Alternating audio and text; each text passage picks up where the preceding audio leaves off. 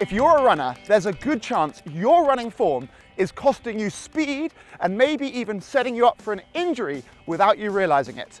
I'm Ben, head coach at Runna, and this is Michelle. And right now, she's running with awful running form. And in the next few minutes, I'm going to give you everything you need to know from head to toe to avoid a few simple, common running form mistakes so that we can go from this to this in just a few minutes so that you can become a more efficient and healthier runner. Let's get into it.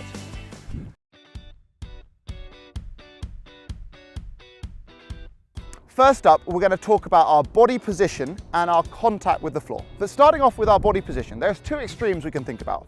First of all would be what you'd imagine someone to look like when they're tired at the end of their run and their form is collapsing, or what someone who has a seated desk position goes and takes into their running. And that is with their bum sitting back and their body falling forwards. And if we're in this position and we lean forwards, we'll fall into our heel, okay?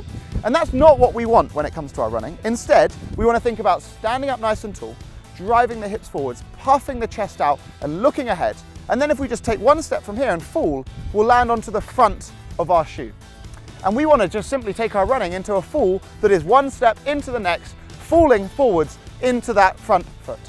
And it's something that you can emulate at home by just taking off your shoes in your kitchen, go and take off your shoes, stand up tall and just fall forwards with the hips, and you should feel almost like the skin or the grip on the sole of your shoe kind of rubbing on that front part of the foot. Then we want to think about how we actually contact the floor itself. So to do this, Michelle, I need you to take off your shoes. Yeah, can you take off your shoes? Okay, pass me those shoes. Thank you. Right, okay, so what we're going to do is you're going to just jog on the spot. So start jogging on the spot. Okay, and what you'll find is if someone runs on the spot, they can't run with bad form. Okay, you run on the spot, you're landing on the balls of your foot. And as you see, our heels are just ever so slightly off the floor, and we're spending most of our force going through kind of the knuckle of the foot. And then fundamentally, running is no different to this on the spot, but we just bring that forward hip lean into it and we start moving forwards. And the more we drive our hips forwards, the faster we start to run. And as a result, our heel comes up behind us more, we're driving those hips, and that's all there is to it. Simple.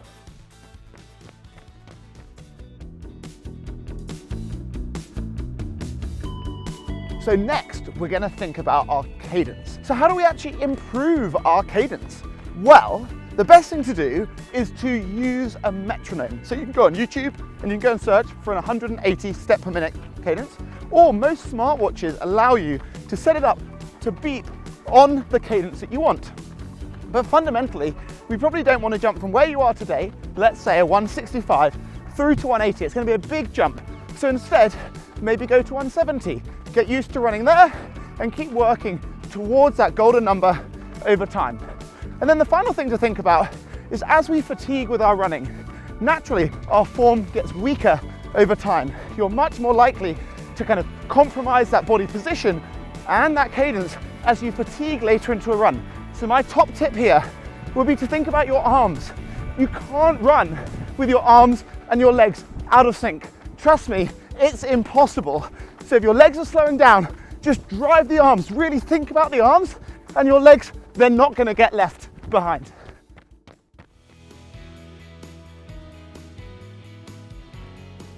We're here on the treadmill and we've got Michelle with some crap upper body form. So we're going to think about the three key things you need to think about to nail your upper body.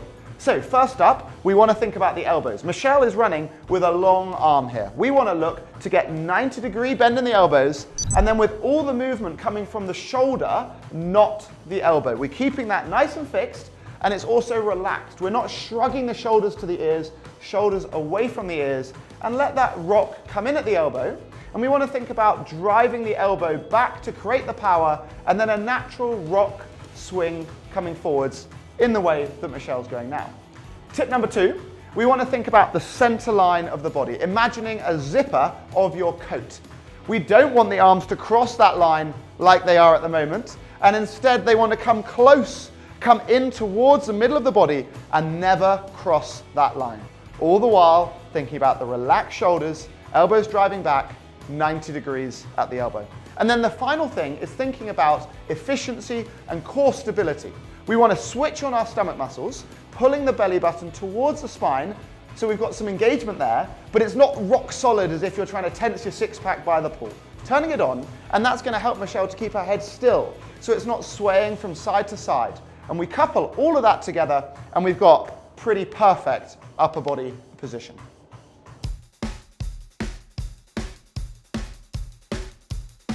So we're back on the track, and we're going to talk about what happens with our running form as we start to run a bit faster.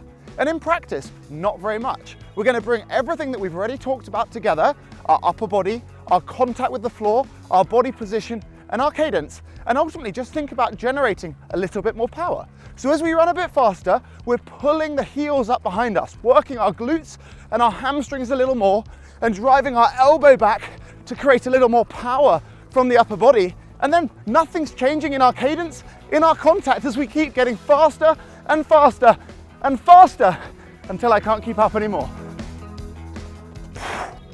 And as you can see, whether Michelle is out on her leisurely stroll or running at supersonic speed like you just saw, the principles of our running form don't change, just the power generation that does.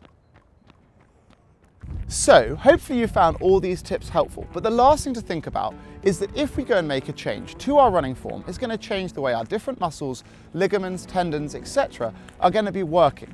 And that's going to create new load, which fundamentally will increase your risk of injury.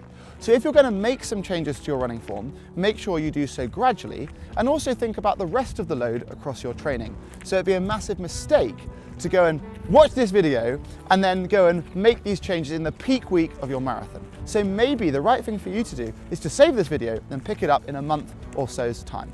And then the final thing is to think about when to start to implement these changes. And I would suggest to start off within your easy runs, and it will all maybe feel a little bit unnatural at first, and then gradually build up within those easy runs, take it into the long runs, and then ultimately it will feel natural within those fastest, speedy sessions too.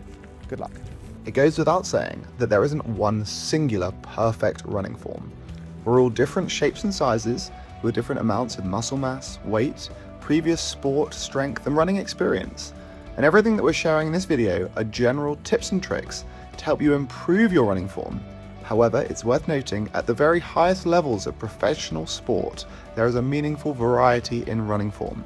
It's very much more of an art than a science. And there you have it. That's everything you need to know to run the perfect running form, no matter the speed that you're running. And if you enjoyed the tips we've shared today, then please like and subscribe to Runna TV for more tips just like this. And if you want to try the Runna app for free, use the code linked below for 2 weeks for free. And otherwise, I'm Ben. Thank you so much for watching. See you next time.